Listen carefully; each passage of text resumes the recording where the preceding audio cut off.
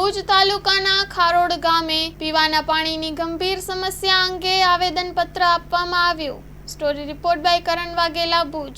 આજે અમે માનનીય કલેક્ટર સાહેબને એક આવેદનપત્ર આપ્યું છે, જેમાં આ સરકાર દાવા ખૂબ કરે છે, નલ સે જલ યોજના, પરંતુ અત્યારે ઘણા બધા એવા વિસ્તારો છે જ્યાં પાણીની ખૂબ વિકટ અને ગંભીર સમસ્યાઓ છે।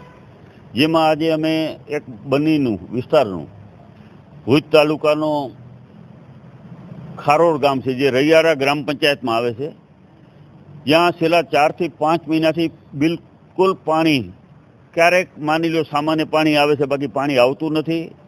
400-500 લોકોની વસ્તી છે, 2500 થી 3000 પશુધન છે, અને 4-5 મહિનાથી આ લોકો સતત પાણી પુરવઠાની કચેરીમાં ફરિયાદો કરે છે, તેમ છતાં કોઈ નિરાકરણ આવતું નથી, સમસ્યાનું સમાધાન થતું નથી। જેના ભાગરૂપે હું અંજાર વિસ્તારના આ યોજના છે એ અમારે અંજાર પાણી પુરવઠા યોજના સાથે જોડાયેલી છે। નવા ગામની બાજુમાં ટ્યુબવેલ આવેલો છે, 13 કિલોમીટર જેટલું અંતર થાય છે। તો ગંભીર બાબત એ છે કે 13 કિલોમીટર લાઇન ઉપર નથી કોઈ એના ઉપર વાલમેન કે કોઈ લાઇનમેન જ નથી।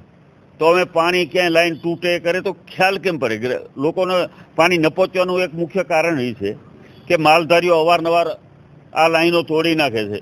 તો પાણી પુરવઠાને આ બાબતે અમે રજૂઆત કરતાં એમને એવું જણાવેલ કે ભાઈ આ લાઈનો તૂટી જાય છે તો તમે આટલી બધી ઊંચી કેમ રાખી? ખરેખર લાઈન 3 થી 4 ફૂટ નીચી રાખવાની હોય, ઉપર લાઈન હોય એટલે સ્વાભાવિક માલધારીનો જીવ ન રહે પાણી વગર, એટલે કે તૂટી જતી હોય, પણ એને રિપેર કરવાની જવાબદારી તો પાણી પુરવઠાની જ છે। ત્યારે પાણી પુરવઠાના અમુક અધિકારીઓ એવું કહે છે, એ લાઈન ઉપરના કોઈ સુપરવાઇઝર હોય, એસઓ હોય, એ કે ભાઈ અમે આ બધી ગ્રામજનોની જવાબદારી આવે પાણી લાઈન હાંધવાની।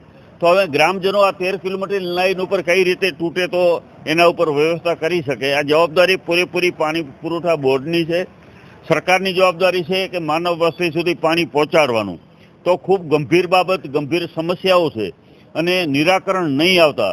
નવાઈની વાત એ છે કે વર્ષો પહેલાં, લગભગ 15 વર્ષથી આ 5 લાખ લીટરનો ટાંકો એ ગામમાં બનેલો છે, પણ એક વખત પણ આ ટાંકામાં પાણી આવ્યું નથી। 5 લાખ લીટરનો ટાંકો સંપૂર્ણ અત્યારે ખરાબ થઈ ગયો છે।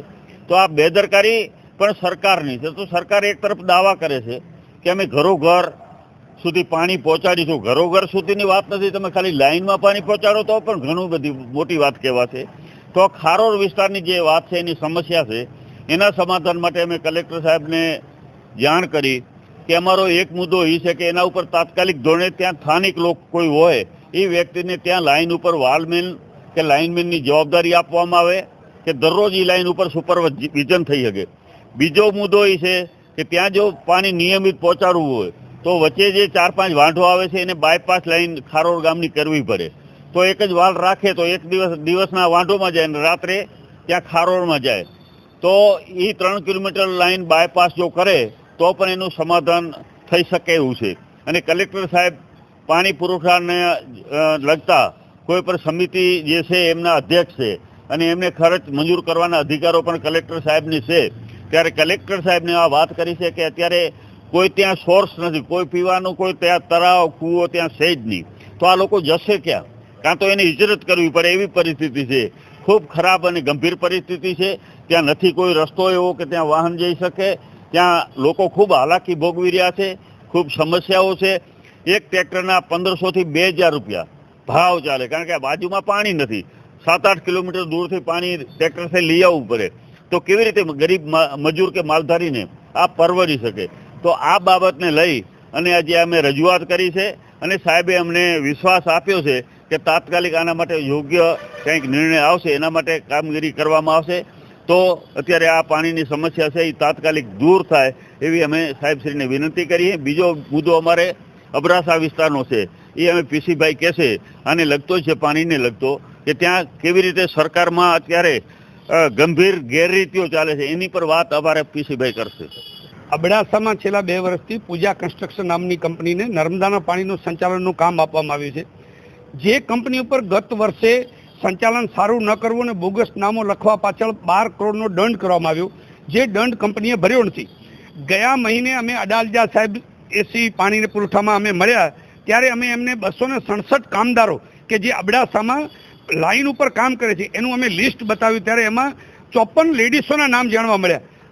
કાઠિયાવાડની મહિલાઓ અહીંયા કામ કરે, સુખપર માનકુવાની પટેલ મહિલાઓના નામો લખી અને જે કંપની આવું કૌભાંડ ચલાવતી હોય, જ્યાં ખરેખર 32 માણસોથી જ આ કામ ચાલે છે અને 200 નામો ખોટા લખી અને આ સરકારના તમામ વહીવટને કંપની ગુમરાહ કરે અને સરકારનું વહીવટી તંત્ર, પાણી પુરવઠાના અધિકારીઓ, કાર્યપાલક ઇજનેર હોય કે નાયબ કાર્યપાલક ઇજનેર હોય, એ એને છાવરતા હોય અને એના ખોટા બિલો મંજૂર કરતા હોય અને ગામડાનો માણસ પાણી માટે કણસતો હોય, જ્યારે એને કોઈ પણ મોટર રિપેરિંગ કરવી હોય કે લાઈન રિપેરિંગ હોય કે પાઇપો તૂટી ગઈ હોય, એનું કોઈ કામ ત્યાં કરતું નથી.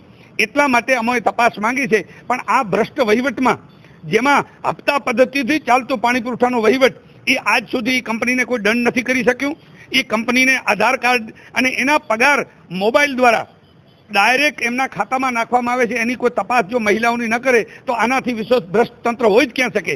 નહીં તો સરકારના તંત્રે એક જ દિવસમાં જઈ અને 254 કર્મચારીઓની યાદી અને એના પગાર ચકાસી અને માણસો ક્યાં રહે છે એની તપાસ કરી તો ખબર પડે કે આનું મોટું કૌભાંડ કહેવાય. અબડાસાની પ્રજા આ તકલીફમાંથી બહાર નીકળી જ નથી શકી અને આજ સુધી ત્યાં ગામડાઓમાં આ સમસ્યા ચાલુ છે, જેની પણ અમે કલેક્ટર સાહેબને આજે વાત કરી છે અને એમણે તપાસની ખાતરી આપી.